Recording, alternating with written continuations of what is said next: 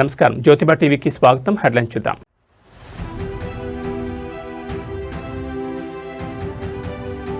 Ali Khamenei మృతి వార్తలతో ప్రపంచం షేక్. భారత్లో మతపరమైన అల్లర్లు జరగకుండా నిఘా నీడ.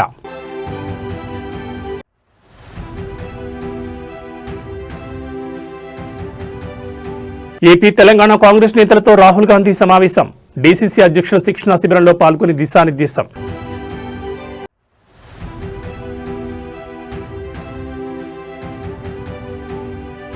రాహుల్ గాంధీ జీతో లాక్ నౌకరీదో. రాహుల్ పర్యటన వేళ కవిత ట్వీట్.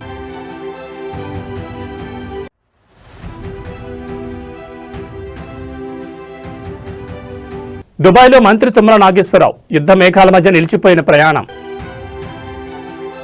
ఇక వివరాలు చూస్తే, దేశంలో హై అలర్ట్ ప్రకటించింది కేంద్ర హోంశాఖ. పశ్చిమ ఆసియాలో యుద్ధం చిచ్చు రేపుతోంది. అమెరికా, ఇజ్రాయెల్ జరిపిన దాడుల్లో Iran supreme leader Ali Khamenei మరణించారన్న వార్తలు ప్రపంచవ్యాప్తంగా పెను సంచలనం సృష్టిస్తున్నాయి. ఈ పరిణామాల ప్రభావం భారత్పై పడకుండా కేంద్ర ప్రభుత్వం అన్ని రాష్ట్రాలను అప్రమత్తం చేసింది. ముఖ్యంగా మతపరమైన అల్లర్లు జరిగే అవకాశం ఉందన్న నిఘా వర్గాల హెచ్చరికలతో గాలిలో యుద్ధ ప్రాతిపదికన భద్రతా చర్యలు చేపట్టారు.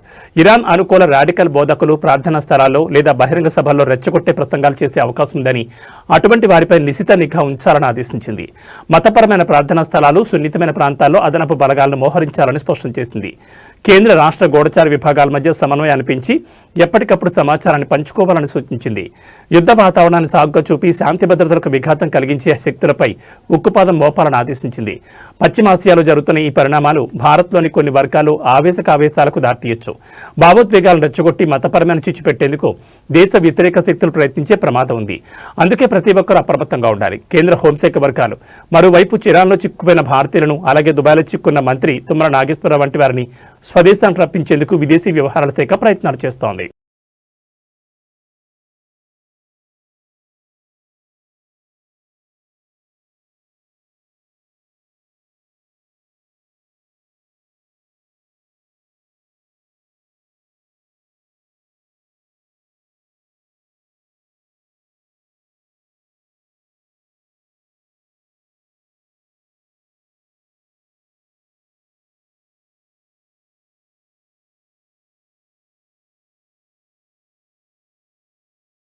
లోక్సభ ప్రతిపక్ష నేత కాంగ్రెస్ సీనియర్ నాయకులు రాహుల్ గాంధీ ఇవాళ తెలంగాణలో పర్యటించారు. తెలంగాణ, ఏపీ కాంగ్రెస్ పార్టీల రాజకీయ వ్యవహారాల కమిటీల సంయుక్త సమావేశంలో ఆయన పాల్గొన్నారు. వికారాబాద్లోని ఎస్ఏపీ ఆర్ట్స్ అండ్ సైన్స్ కాలేజీలో ఈ సమావేశం జరిగింది. పార్టీ సంస్థాగత బలోపేతం, ముఖ్యంగా తెలంగాణలో జరగనున్న రాజ్యసభ ఎన్నికలపై ఈ పర్యటనలో ప్రధానంగా చర్చలు జరిగాయి. ఇవాళ ఉదయం ఏఐసీసీ ప్రధాన కార్యదర్శి కేసీ వేణుగోపాల్తో కలిసి శంషాబాద్లోని రాజీవ్ గాంధీ అంతర్జాతీయ విమానాశ్రయానికి చేరుకున్న రాహుల్ గాంధీకి సీఎం రేవంత్ రెడ్డి ఘన స్వాగతం పలికారు. అక్కడి నుంచి సీఎం రేవంత్తో కలిసి ఆయన వికారాబాద్కు బయలుదేరారు. వికారాబాద్లో ఉప ముఖ్యమంత్రి మల్లు భట్టి విక్రమార్క, టీపీసీసీ అధ్యక్షుడు మహేష్ కుమార్ గౌడ్, ఏపీసీసీ అధ్యక్షురాలు వైఎస్ షర్మిల రాహుల్కు స్వాగతం పలికారు. పీఎస్సీ సమావేశం అనంతరం రాహుల్ గాంధీ అనంతగిరి హిల్స్లోని హరిత రిసార్ట్కు వెళ్లారు. అక్కడ తెలంగాణ, ఏపీకి చెందిన నూతన డీసీసీ అధ్యక్షుల కోసం ఏర్పాటు చేసిన 10 రోజుల శిక్షణా శిబిరం ముగింపు కార్యక్రమంలో పాల్గొన్నారు. క్షేత్రస్థాయిలో పార్టీని బలోపేతం చేసే లక్ష్యంతో ఈ శిబిరాన్ని నిర్వహించారు. ఈ సందర్భంగా డీసీసీ అధ్యక్షులను ఉద్దేశించి రాహుల్ ప్రసంగించి పార్టీని బలోపేతం చేయడానికి సమర్థవంతంగా పనిచేయాలని దిశానిర్దేశం చేశారు. ఈ పర్యటనలో భాగంగా తెలంగాణలో ఖాళీ అవుతున్న 2 రాజ్యసభ స్థానాల ఎన్నికలపై రాహుల్ గాంధీ రాష్ట్ర నాయకత్వంతో చర్చించారు. ఈ నెల 16న ఎన్నికలు జరగనుండగా నామినేషన్ల దాఖలకు 5 చివరి తేదీ. కాంగ్రెస్ సీనియర్ నేతలు శ్యామ్ మోహన్ అనంతుల, సీఎం సలహాదారు వేం నరేందర్ రెడ్డి, వి హనుమంతరావు, ప్రణాళిక సంఘం చైర్మన్ జి చిన్నారెడ్డి, మాజీ ఎంపీ మధు యాష్కి గౌడ్, రైతు సంక్షేమ కమిషన్ చైర్మన్ ఎం కోదండరెడ్డి తదితరులు రాజ్యసభ టికెట్లను ఆశిస్తున్నారు.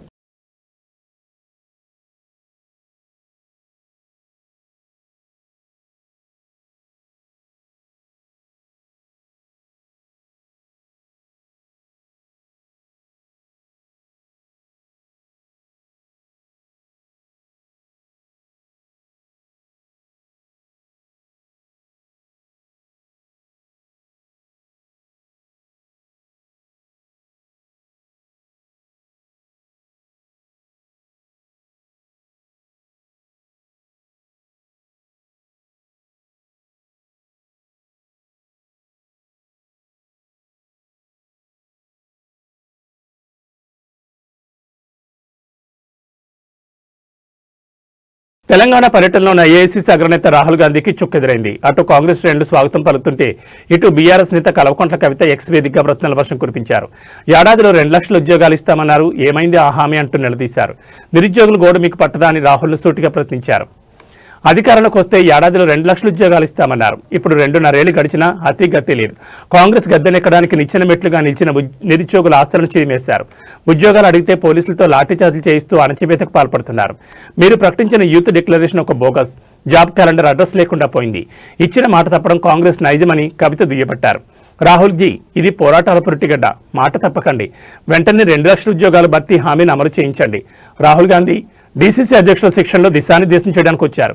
అయితే బయట కవిత లేవనెత్తిన ఈ నిరుద్యోగ అంశంపై కాంగ్రెస్ నేతలు ఎలా స్పందిస్తారో చూడాలి. మరి ఇది కేవలం పొలిటికల్ ఆటక లేక నిరుద్యోగుల తరపున గళమా అనేది చర్చనీయాంశంగా మారింది.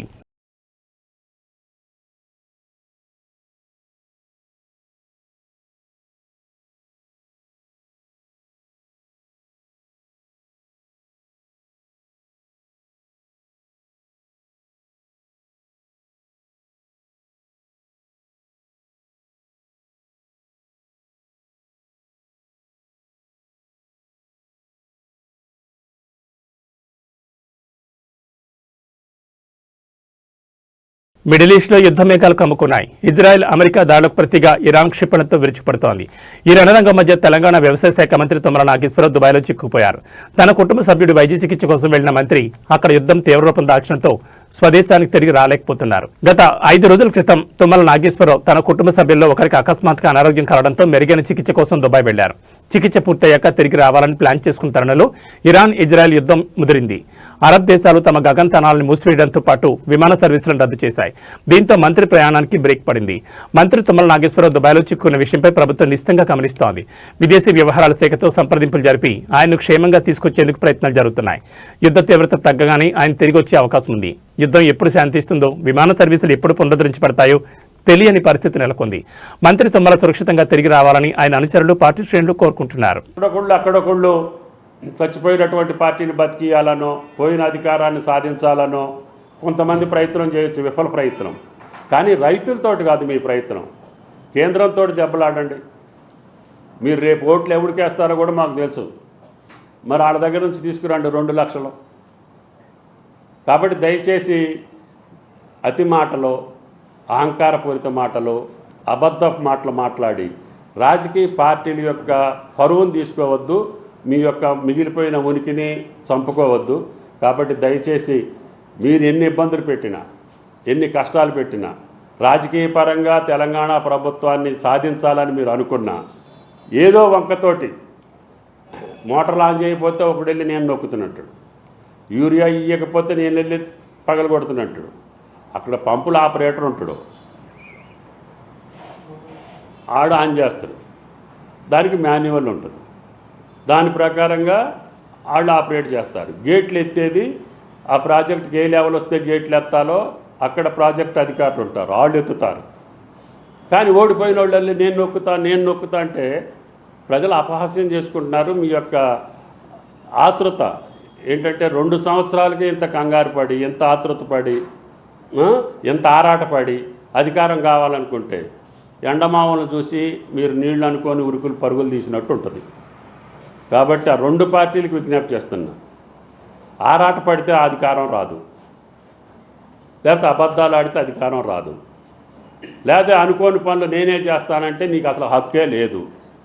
మిమ్మల్ని కాదనే మీ నొక్కుడు చూసే, మీ తోపుడు చూసే, మీ పంపకం చూసే మిమ్మల్ని ఎక్కడ కూర్చోబెట్టాలో అక్కడ కూర్చోబెట్టారు కదా.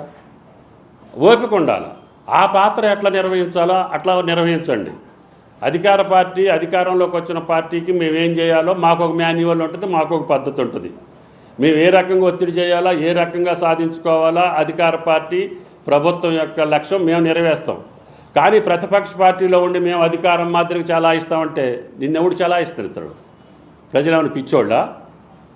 వాళ్ళకి తెలివి కల్లోళ్ళు కాబట్టి నిన్ను ఎక్కడ పెట్టాలో అక్కడ పెడితే, నేను గేట్లు ఎత్తుతా, నేను మీటర్లు నొక్కుతా, నువ్వు యూరియా అమ్మకపోతుల్లోనే అబద్ధాలు చెప్పి, అసత్యాలు చెప్పి ఆ పార్టీని బాగు చేయాలనుకుంటే నీ తరం కాదు, నీ వల్ల కాదు.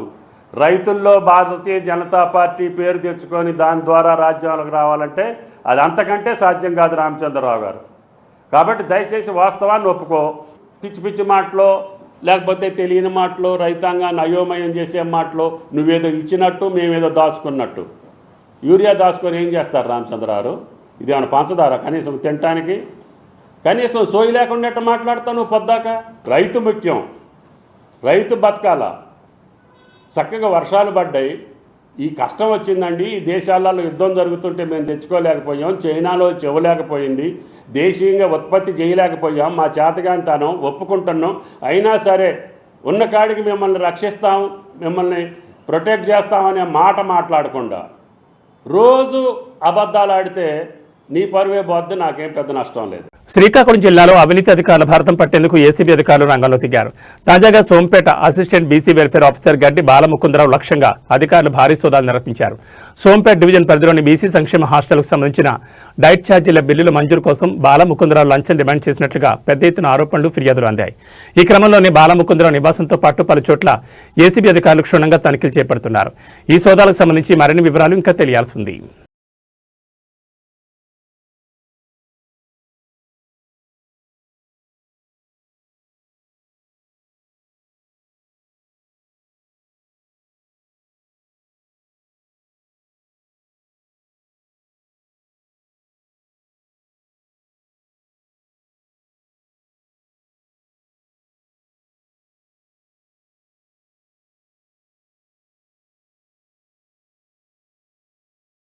సూర్యాపేట జిల్లా తిరుమరగిలిలో రాజకీయ యుద్ధం ముదురుతోంది. మున్సిపాలిటీని బీఆర్ఎస్ కైవసం చేసుకోవడాన్ని జీర్ణించుకోలేక కాంగ్రెస్ నాయకులు కుట్రలకు తెరలేపారని గులాబీ శ్రేణులు ఆరోపిస్తున్నాయి.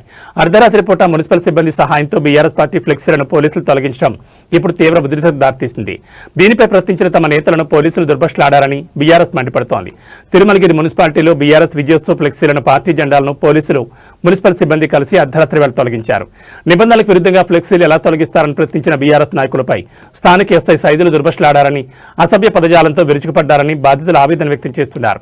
మున్సిపాలిటీలో బీఆర్ఎస్ జెండా ఎగరడం ఓర్వలేక అధికార పార్టీ ఒత్తిడితోనే పోలీసులు ఈ విధంగా ఓవరేషన్ చేస్తున్నారని బీఆర్ఎస్ నేతలు ఆగ్రహం వ్యక్తం చేస్తున్నారు.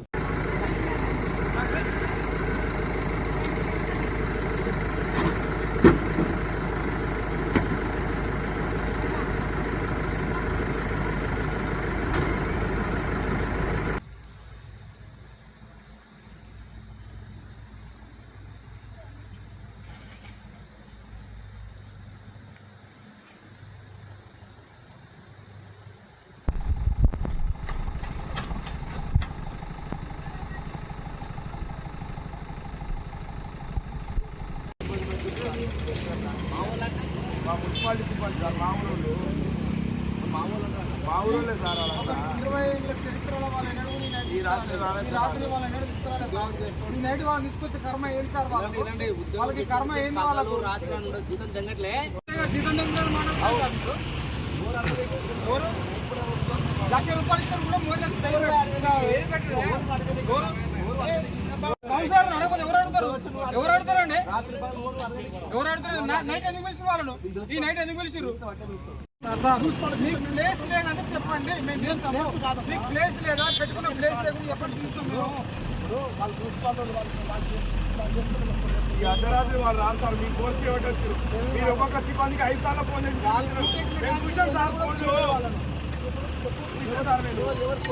చూసినా మీరు రాకముందు చూపించారు. అందుకేగా ఈ రాత్రి పూట ఇప్పాలా, ఈ రాత్రి పూట ఫ్లెక్సీలు మొత్తం మా టీఆర్ఎస్ ఫ్లెక్సీలు అన్ని ఇప్పాలా, మా మున్సిపల్ చైర్మన్ ఫ్లెక్సీలు అన్ని ఇప్పాలి, ఇవి కట్టాలి, అంతే కదా? అది విషయం. Right right okay. అందుకే ఇంత పెద్ద బందోబస్తులా, ఇంత భారీ బందోబస్తులా? అరే మాకు ఈ ఆడలు సిబ్బంది ఎందుకు వచ్చారో అర్థం కాలేదు. వ్యవస్థ పెట్టద్దు మాది ఇస్తే మరి. ఇప్పుడు ఈ తీయంగానే వేరే పార్టీ ఎట్లా పెట్టిస్తారు? రెడీగా ఉన్నాయి ఆడ బడిగా ఉంది, బండి రెడీగా ఉంది. మరి తీయద్దు, మనం ఏదో మాకు వాళ్ళకి ప్లేస్ లేదన్నట్టు కాదు సార్. పెట్టుకోండి, ఆ మూల పెట్టుకోండి, ఇంకో మూల పెట్టుకోండి. చెప్పు ఇలా ఎంత సార్ ఇది? బాబు ఆర్గ్యుమెంట్ వద్దు, నేను రకన్నా చెప్పినా అని చెప్పినా. నువ్వు ఆర్గ్యుమెంట్ చేస్తా మేము చేయాల్సి వస్తుంది. మాకు నోరు ఉంది, మాకు అన్ని ఉన్నాయి. నేను మంచితనంగా చెప్తున్నా, కొట్టావు, చట్ట ప్రకారం చేస్తావు. నేను ఒక పెద్ద మంచి చెప్పినా నువ్వు మాట్లాడని చెప్పు. నీకు అన్ని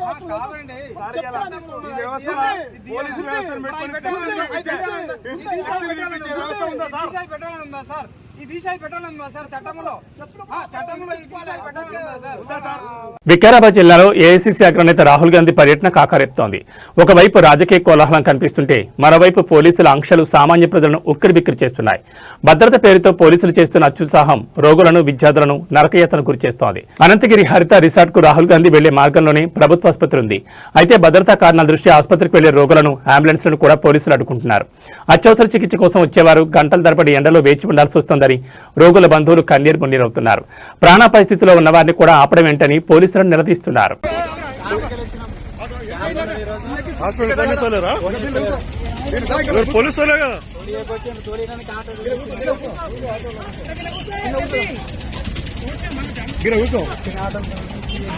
ఆటోలు ఇట్లా రాణిస్తలేరా? పోలీసు వాళ్ళు రాణిస్తలేరా ఇక్కడ ఆటోలో? ఇట్లా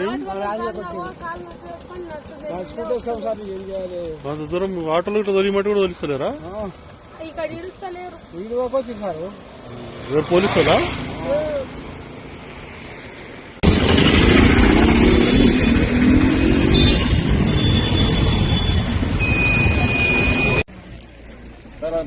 మనం పెట్టుకోవాలి బ్యాకప్ జరిగించాం.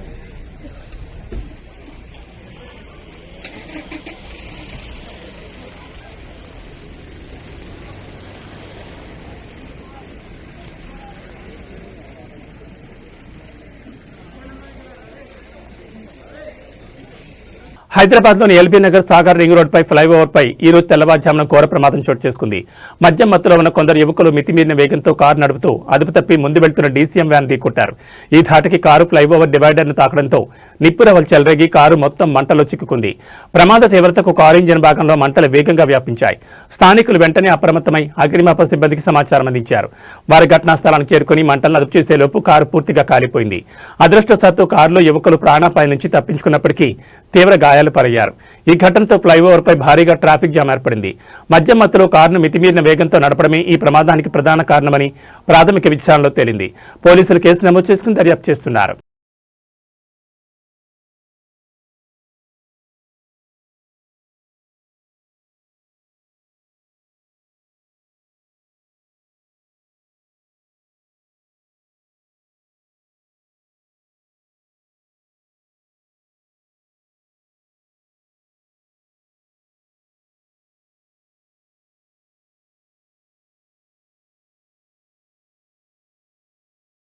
రేపు ఏర్పడనున్న పాక్షిక చంద్రగ్రహణం ప్రభావంతో తెలుగు రాష్ట్రాల్లోని ప్రధాన ఆలయాలు మూతపడనున్నాయి. ఖగోళ శాస్త్రం, హిందూ ధర్మశాస్త్రం ప్రకారం గ్రహణ సమయంలో ఆలయాలను మూసివేసి గ్రహణానంతరం సంప్రోక్షణ, శుద్ధి కార్యక్రమాలు నిర్వహించడం ఆనవాయితీగా వస్తోంది.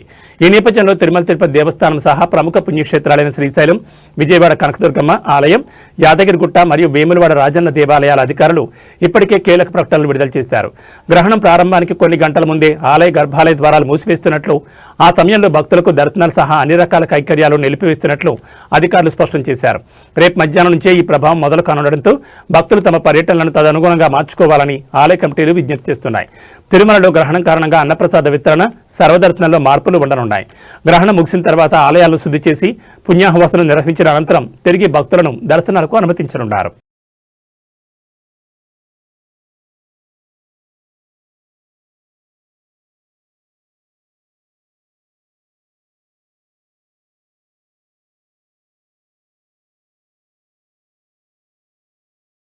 నాగర్ కర్నూలు జిల్లా బాల్మూరు మండలం తుమ్మెన్పేట గ్రామంలో సోమవారం ఉదయం 11:15 నూతన దంపతులు విజయ్ దేవరకొండ, రష్మిక వేద మంత్రాలతో డప్పు వాయిద్యాల మధ్య తులసిమాతకు ప్రత్యేక పూజలు చేశారు.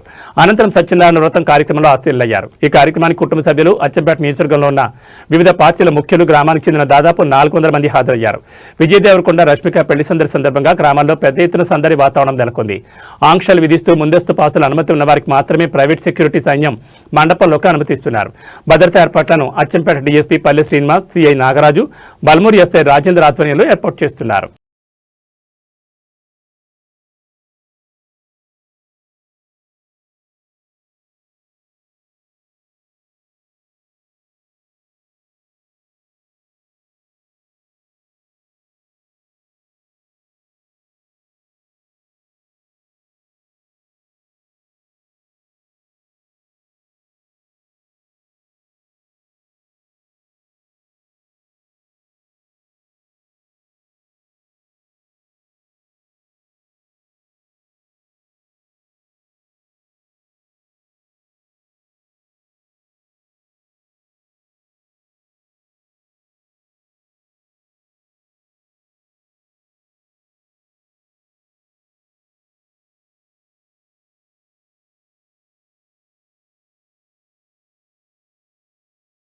టీ20 ప్రపంచ కప్ సూపర్ 8లో భాగంగా వెస్టిండీస్ జట్టుతో జరిగిన మ్యాచ్లో భారత్ అద్భుత విజయాన్ని నమోదు చేసింది.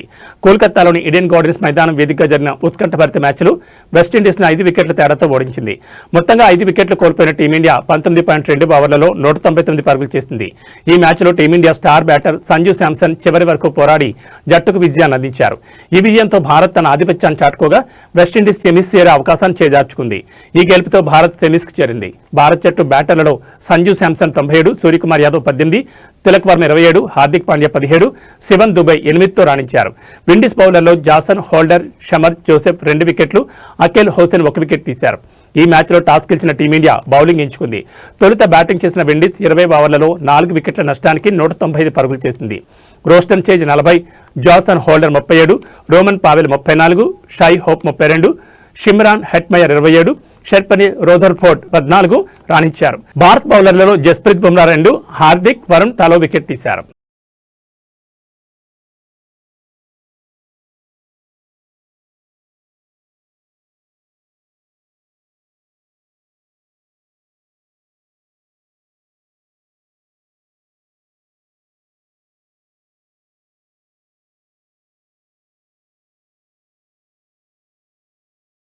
ఈ బులెటిన్ విశేషాలు మరో బులెటిన్లో మళ్ళీ కలుసుకుందాం. నమస్కారం.